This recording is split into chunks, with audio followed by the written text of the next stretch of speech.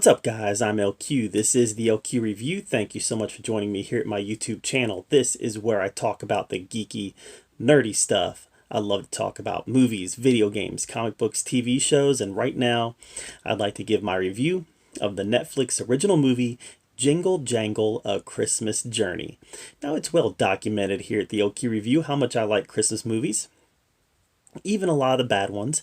We have a subscription to the Hallmark Channel just so we can watch Christmas movies. So yeah, we like the Christmas movies here. And Jingle Jangle was definitely a magical, whimsical Christmas tale. So Forrest Whitaker, who is phenomenal in this movie, man, I forget how good he is. And it's not like he's ever really gone away, but you just forget how good he is until you see him acting. And in this one, we get to see him acting and singing, which is even more phenomenal.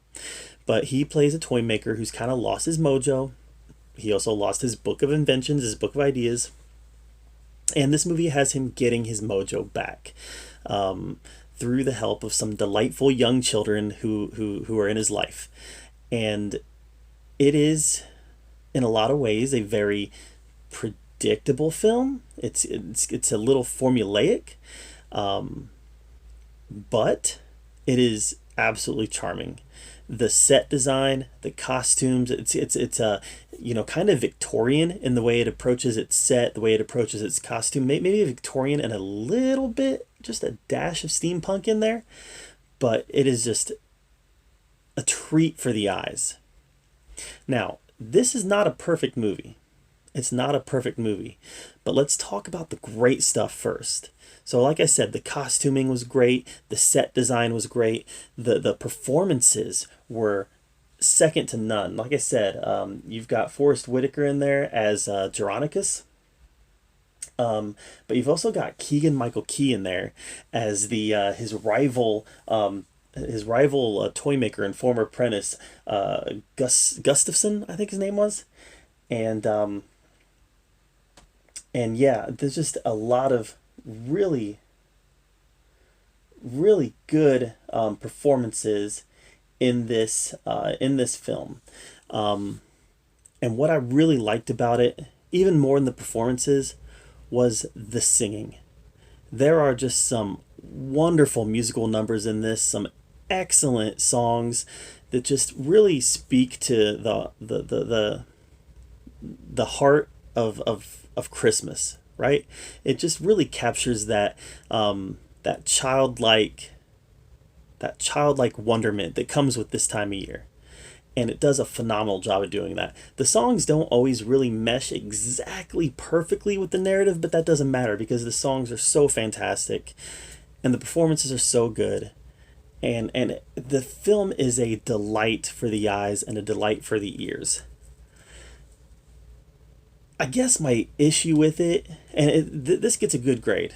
This gets a good grade, absolutely. But I guess my issue with it is that it's very overstuffed. They put a lot into this film. I mean, Forrest Whitaker really doesn't show up until the end of the first act. Neither does Keegan-Michael Key. There are younger versions of their characters in the first act, but when you've got marquee actors playing these characters and they don't show up to the end of the first act, that can be problematic because there's a whole bunch of stuff now that they have to stuff into the second and third act. And I really felt that. The second and third act really felt very weighty and really felt like there's a lot being crammed in there. Yeah, just very overstuffed, and that made the film feel a little bit longer than it was. There was actually a couple times where I was like, man, this is a long movie. And then afterwards I realized, no, it's under 2 hours. But it just felt long. And it didn't feel long in a good way. It felt long in a way that kind of made you tired, kind of made you a little exhausted. But other than the fact that it was overstuffed and at points the narrative didn't always make great sense, it kind of skipped around a little bit, and it, not like skipping around from like a time jump way, but it kind of skipped around a little bit from just the tone.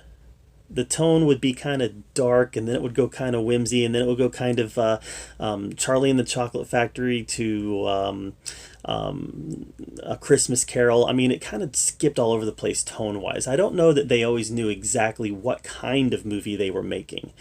That's kind of how it felt, or maybe that's not the case. Maybe it felt like there was 3 or 4 different filmmakers making the movie and cutting it together, and you could kind of feel that as you were watching it, which wasn't the case here, but that's kind of how it felt, was that there was different visions for it, and we would kind of see in segments the visions of different filmmakers that were involved. That's just how it felt. But that doesn't mean it was bad, because it wasn't. Like I said, the music, the set design, the costuming, the acting performance, I mean, all of it was just phenomenal. The story was familiar. It's a story we've seen before. It's a story that that is formulaic. There is a certain level of predictability to it, but predictability and formula isn't always a bad thing if it's executed well. And for the most part, they execute this movie very well.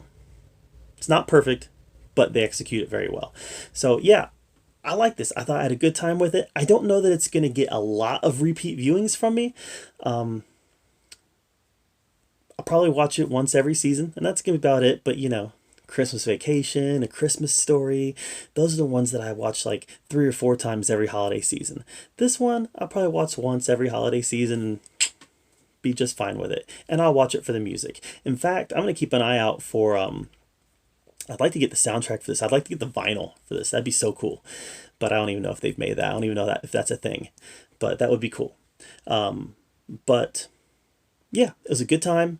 A lot of it was great, and some of it just fell a little bit short. So it keeps me from giving this an A. I'm going to give Jingle Jangle, A Christmas Journey, I'm going to give it a B. But it's a good B. It's a solid B. And it's a B that maybe is a B because I'm being a little too overcritical of a couple things. It just felt long. It just felt long to me. And so it gets a B. But it's a good B. It's a solid B. And I had a good time, and I can definitely recommend this movie. So that's just my take. What did you think of Jingle Jangle? Let me know in the comments down below. Make sure you subscribe to my channel. And as always, thank you so much for joining me here at the LQ Review, where we get to talk about the geeky and nerdy stuff that we love to talk about. And until next time, we'll see you later.